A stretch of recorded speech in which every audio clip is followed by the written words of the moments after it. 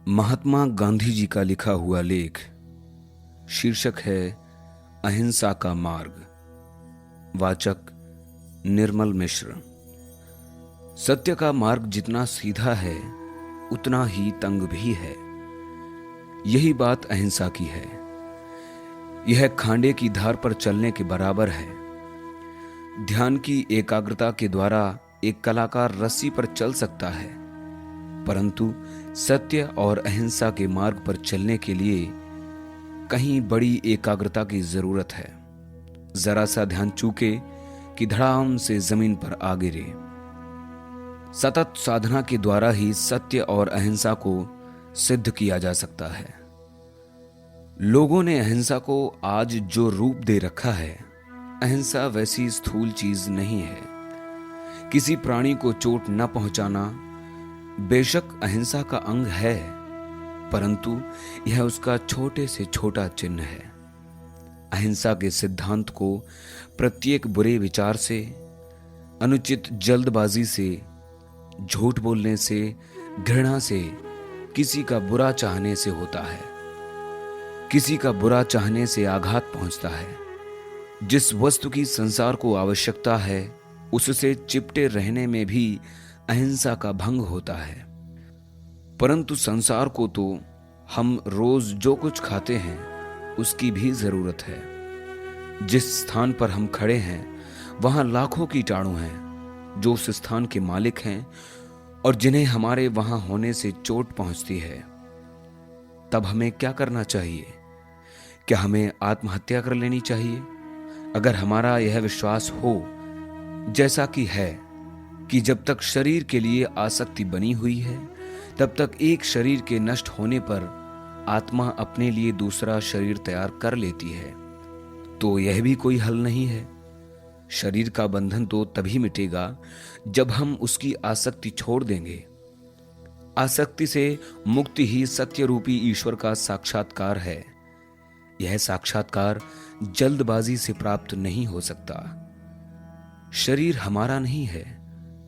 जब तक है तब तक हमें उसे अपने को सौंपी हुई धरोहर समझकर उसका उपयोग करना चाहिए। शरीर संबंधी बातों के प्रति यह दृष्टि रखकर ही हम किसी दिन शरीर के भार से मुक्त होने की आशा रख सकते हैं। शरीर की मर्यादाओं को अच्छी तरह समझकर हमें अपने भीतर जो भी शक्ति है उसे लगाकर आदर्श की ओर दिन प्रतिदिन आगे बढ़ने का प्रयत्न करना चाहिए। ऊपर की बातों से शायद यह स्पष्ट हो गया है कि अहिंसा के बिना सत्य की खोज और प्राप्ति असंभव है। अहिंसा और सत्य आपस में इतने गुथे हुए हैं कि उन्हें एक दूसरे से सुलझाकर अलग करना लगभग असंभव है। वे एक सिक्के के, या यूं कहिए कि धातु के एक चिकने गोल टुकड़े के दो पहलुओं की भांति हैं। कौन कह सकता है कि यह उल्टा है और यह सीधा है? फिर भी अहिंसा साधन है, सत्य साध्य है। साधन वही है जो सदा हमारी पहुंच के भीतर हो, और इसीलिए अहिंसा हमारा सर्वोच्च धर्म है। अगर हम साधन को संभाल लें तो हम साध्य तक देर या सवेर पहुंच कर ही रहेंगे। एक बार यह बात अच्छी तरह समझ लें तो हमारी अंतिम विजय असंदिग्ध है।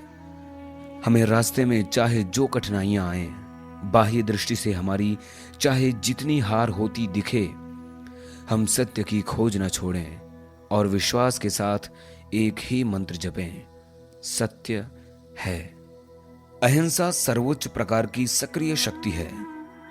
वह आत्मबल या हमारे भीतर विराजमान भगवान की शक्ति है। अपूर्ण मानव उसे पूरा ग्रहण नहीं कर सकता। वह उसके संपूर्ण तेजपुंज को बर्दाश्त नहीं कर सकेगा, परंतु उसका लेश मात्र भी जब हमारे भीतर सक्रिय बन जाता है तब वह गजब का काम करता है। आकाश का सूर्य सारे विश्व को अपनी प्राणदायक गर्मी से भर देता है, परंतु कोई उसके बहुत निकट चला जाए तो उसे वह जलाकर राख कर देगा। इसी तरह ईश्वर की बात है। हम जिस हद तक अहिंसा को सिद्ध करते हैं उतनी ही हद तक ईश्वर के सदृश बनते हैं। परंतु हम पूरी तरह ईश्वर कभी नहीं बन सकते। अहिंसा रेडियम की तरह काम करती है। रेडियम की छोटी से छोटी मात्रा भी किसी रोगी अंग के बीच में रख दी जाए तो वह लगातार चुपचाप और बिना रुके काम करता रहता है और अंत में सारे रोगग्रस्त अंग को निरोग बना डालता है। इस प्रकार थोड़ी सी भी सच्ची अहिंसा चुपचाप, सूक्ष्म और अदृश्य रूप में काम करती है और सारे समाज में व्याप्त हो जाती है। नम्रता के बिना सत्य अहंकार पूर्ण दिखावा मात्र होगा। जो सत्य का पालन करना चाहता है वह जानता है कि यह काम कितना कठिन है। संसार उसकी कथित विजयों की प्रशंसा कर सकता है, दुनिया उसके पतन के बारे में बहुत कम जानती है। सत्यपरायण मनुष्य परीक्षाओं से गुजरकर शुद्ध और नम्र बन जाता है। उसे नम्र रहने की जरूरत है। जो मनुष्य समस्त संसार से प्रेम रखना चाहता है और उसमें उन लोगों को भी शामिल समझता है जो अपने आप को उसके दुश्मन कहते हैं, वह जानता है कि अपने ही बलबूते पर यह काम कितना असंभव है। उसे पहले रजकण बनना होगा, तब वह अहिंसा का क ख समझ सकता है। प्रेम के साथ यदि उसकी नम्रता में वृद्धि नहीं होती है तो उसकी कोई कीमत नहीं है। जिसमें जरा भी अहंकार है वह ईश्वर का साक्षात्कार नहीं कर सकता। ईश्वर का साक्षात्कार करना हो तो उसे शून्य बनना पड़ेगा। तूफानों के थपेड़े खाते हुए विश्व में कौन यह कहने का साहस करेगा कि मेरी जीत हुई? विजय हमारे भीतर के ईश्वर की होती है, हमारी नहीं। जो बात भौतिक जगत के लिए सही है वही आध्यात्मिक जगत के लिए भी सही है। अगर एक सांसारिक युद्ध जीतने के लिए यूरोप ने पिछली लड़ाई में जो एक क्षणभंगुर घटना थी, लाखों मनुष्यों की आहुति दे डाली, तो क्या आश्चर्य है कि आध्यात्मिक संग्राम में जूझते हुए लाखों को नष्ट होना पड़े ताकि संसार के सामने एक संपूर्ण उदाहरण बच रहे। मानव जाति के हाथ में अहिंसा सबसे बड़ा बल है। मनुष्य की सूझ ने विनाश के जो प्रबल से प्रबल हथियार निकाले हैं उनसे भी यह प्रबल है। विनाश मानव का धर्म नहीं है। मनुष्य अपने भाई के हाथों जरूरत पड़ने पर मरने को तैयार रहकर आजादी से जीता है, उसे मारकर हरगिज नहीं। प्रत्येक हत्या या आघात, उसका कारण कुछ भी रहा हो, मानवता के विरुद्ध अपराध है। दया, अहिंसा, प्रेम और सत्य के सद्गुणों की परीक्षा किसी मनुष्य में तभी हो सकती है जब उनका मुकाबला क्रूरता, हिंसा, बैर और असत्य आदि से होता है। अगर यह सच है तो यह कहना गलत होगा कि एक हत्यारे के सामने अहिंसा काम नहीं देगी। यह अवश्य कहा जा सकता है कि एक हत्यारे के सामने अहिंसा का प्रयोग करना आत्म विनाश को न्योता देना है, परंतु अहिंसा की यही सच्ची कसौटी है। परंतु जो निरी लाचारी के कारण अपना वध होने देता है, उसके लिए यह हरगिज नहीं कहा जा सकता कि उसने यह परीक्षा पास कर ली है। जो वध होते समय भी अपने हत्यारे के प्रति क्रोध नहीं करता, बल्कि ईश्वर से भी उसे क्षमा करने को कहता है, वही सचमुच अहिंसक है। इतिहास ईसा मसीह का ऐसा ही वर्णन करता है। सूली पर अंतिम श्वास लेते समय उन्होंने अपने हत्यारों के बारे में ऐसा कहा बताते हैं, परमपिता, इन्हें क्षमा कर दीजिए क्योंकि इन्हें पता नहीं है कि ये क्या कर रहे हैं। दूसरे धर्मों से भी हमें ऐसे ही उदाहरण मिल सकते हैं, परंतु यह उदाहरण इसीलिए दिया गया है कि यह विश्वविख्यात है। यह दूसरी बात है कि हमारी अहिंसा अभी इतनी ऊंचाई तक नहीं पहुंची है। हमारे लिए यह बिल्कुल गलत होगा कि हम अपने ही दोष के या अनुभव के अभाव के कारण अहिंसा का स्तर नीचा कर दें।